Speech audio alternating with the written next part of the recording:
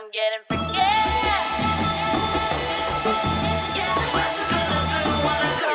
Everybody know I'm a visual.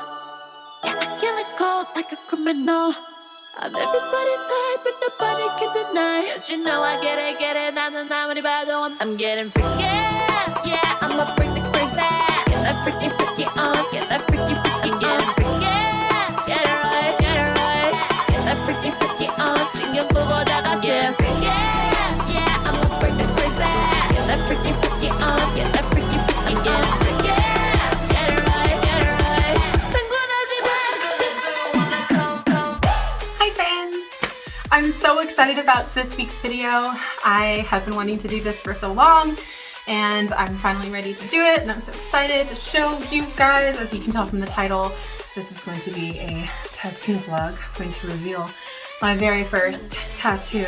But I'm gonna talk for 20 minutes and then have you guys see it at the very end and build up the suspense, and it's gonna be super exciting when you finally do see it at the very end. You're gonna get really bored, and then just kidding, here it is. Woo! Take my little band off. It's so cute. I love it. I can't believe I got this. I'm so excited. I've literally been waiting 2 years to get this tattoo, and I finally got it. It's funny because I've never really been that interested in tattoos. I remember when I was a kid, I really wanted to get the Urkin symbol, like on my ankle or something. But it was like, oh, if I ever do get a tattoo in the future, that's what I would want. Maybe I could still do that. I don't know. Who knows? Maybe this is the beginning of a new addiction. A few years ago, I was actually into tanning, which is really bad for you. Don't go tanning. I actually cut out of duct tape a stencil of the Urkin symbol, and I put it on my chest, and I went tanning over and over again. And I had that between my boobs, and it was great. So yeah, that was when I was in that obsession, but I don't regret it. I think it was super cool. So it's no surprise to anyone who knows me personally that I am obsessive. I have a very obsessive personality. I always have. I pretty much eat, sleep, breathe whatever I'm into at the moment. This tattoo is from Final Fantasy 15.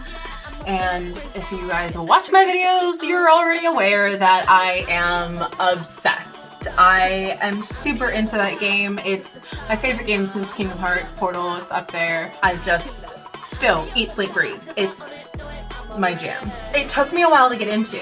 Historically, JRPGs confuse me. Not to say that I don't play them. I definitely do play JRPGs, but let's face it, they tend to be confusing. They tend to be kind of convoluted. I've always just kind of seen Final Fantasy games in general as lots of pretty with no discernible plot. I quickly fell into the Final Fantasy 15 hell and all of its various media forms. Again, eat, sleep, breathe. Anyway, so I really started to fall in love with this character Prompto. I can relate to that character, you know, like happy, fun, kind of aloof, kind of a ditz, easily distracted. And one of the things that really resonates with me with his character is that he's really not great at anything. And I know that sounds horrible, but he's good at things. He's got hobbies, he's got interests, but nothing that he's really, really good at. You know, like a lot of Final Fantasy characters, they're just like God in their field, whatever they do, you know, whether it's fighting or being a scientist or what have you. Like it's always kind of like that Mary Sue character where they're just so fantastic at what they do and so skilled and so practiced. And what I really loved about Prompto is that he's just kind of a normal dude, and I very much feel that way. I feel like just a normal dude who I have hobbies and I have things that I'm fairly good at, but I'm not like really, really great at anything.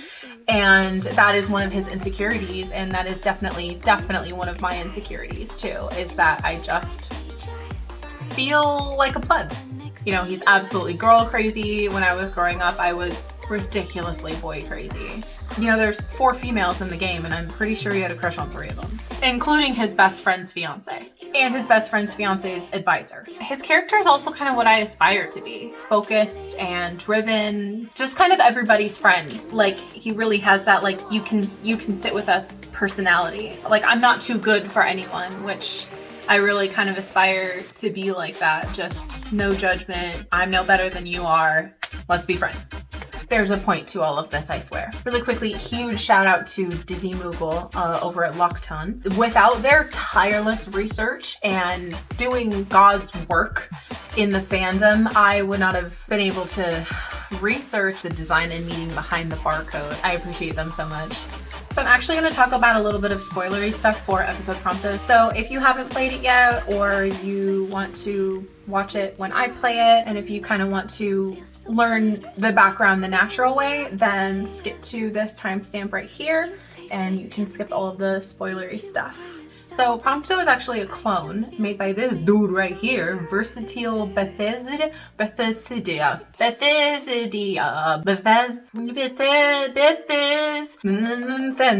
We'll call him Angry Prompto. Falling victim to the worst case of nepotism in EOS's history, he just created a ton of clones of himself to make an army. Prompto's barcode is actually his serial number and production code. My numbers are my serial number and my production code, which for me are both sets of numbers that mean something to me. I'm not gonna necessarily say what they are, but if you could scan it, which I don't know if you can or not, it's been healing, so I've just been kind of like keeping it hidden. If you scan it, it actually says my name. So I just use like a barcode generator and put my name in there, and then I did all of the work myself in Photoshop and actually a little bit in Microsoft Paint because I didn't have a PC at the time, and that is what I had. I wore a temporary tattoo for 2 months straight. I eventually decided that I wanted like 3 inches across, blah, blah, blah. Like I was like super meticulous about this. But anyway, I wore it every single day. I kept scrubbing it off and changing it and putting a new one on. I bought like a ton of them, and I wore it every single day for 2 months straight. And I told myself that if I still wanted it by the end of the 2 months, that I would get it. That was actually 2 years ago that I made the decision that yes, I'm going to get this. So I started looking for tattoo artists. I fell in love with this person's work, Lil Chiwa, on Instagram. I will link them below. As soon as I saw their work on Instagram, I was like, this is the one. This is who I'm getting my tattoo from. Their line work is just so amazing and so precise. I would almost call it dainty. Not to mention that apparently they're a huge nerd, so that was perfect. You know, I wasn't gonna walk in there and being judged for getting a video game on my arm. When I finally did reach out to them, I emailed them a novel. It was embarrassing, actually, because I'd never gotten a tattoo before. I'd never inquired about a tattoo before. I didn't know what I was doing, so I literally like practically gave my entire life story in this email. So anyway, we corresponded back and forth, and they were like, just like, I was asking a couple questions. Finally, they were like, okay, here's a date and a time. So I immediately sent them an email confirming, and the rest is history.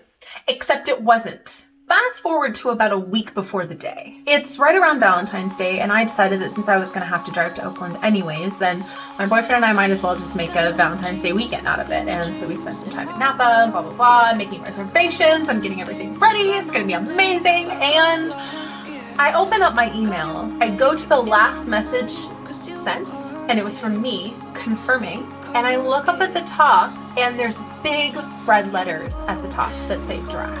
It's never sent. Long story short, my Google account was full when I had sent the message, so it never sent. And that's what it does. When your Google account is full, it just doesn't send emails, which is fantastic, and I didn't know that at the time. So basically, I'm an asshole because they are corresponding with me back and forth, finally give me an offering for a time slot, and I ghost them. You know, according to them, I just, you know, fucked off into the ether. In the end, they were very understanding. I was able to get a different time on the same day, but oh my god, for like 2 days I was absolutely panicking. The actual appointment went really well. I didn't feel a thing. Like, people kept telling me it's going to feel like a razor blade scratching the surface of your skin over and over, and that couldn't have been any more accurate, but it also wasn't painful. It was like pretty much how I would imagine a razor blade scratching the surface of my skin over and over again, which for some reason doesn't hurt. The only thing I would have changed was the size of the tattoo, because when I originally tried to send the finalized design through my email, obviously it didn't send. So the picture that I tried to send was actual size. and it was like 3 inches across. I had to DM them, not a file, like a photo, and they had to essentially click on it and screenshot it, so there's no like actual size involved, which I completely wasn't even thinking of when I sent it. When I got there, they had the stencil, and the stencil looked great, but it was just like maybe a half inch smaller than I had originally wanted. So when I saw it, I didn't notice. Sure, it looks fantastic. Like, I still think it looks fantastic, but it is a little bit smaller than my original intent, but it was really nobody's fault because the whole Google fiasco, I did what I could. I don't know, I kind of like it a little bit smaller. It's just maybe like a little bit more feminine version of it, which, you know me, I'm just the epitome of femininity. But I love it. It's been like 5 weeks now. The surface is pretty healed. I ended up just using liquid fractioned coconut oil for it because everything that everyone was recommending to me, like the first ingredient was alcohol or fragrance, or like Aquaphor, which everybody recommended to me. And that's made of petroleum, and that's a carcinogen. So I'm just, whatever, coconut oil it is. And it seemed to do just fine. It went through several stages of healing, but apparently all of those stages were completely normal, and it looks, I'm just so happy with it. I just love it so much.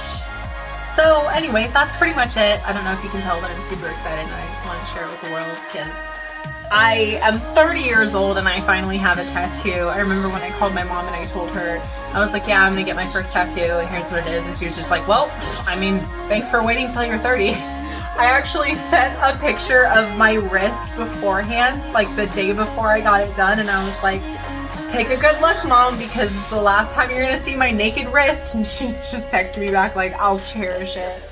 Thank you so much for watching and just listening to me ramble about my excitement, and I really appreciate you guys. My next video is going to be back to gameplay, so stay tuned for that, and yeah, thank you guys so much for watching. Bye, friends.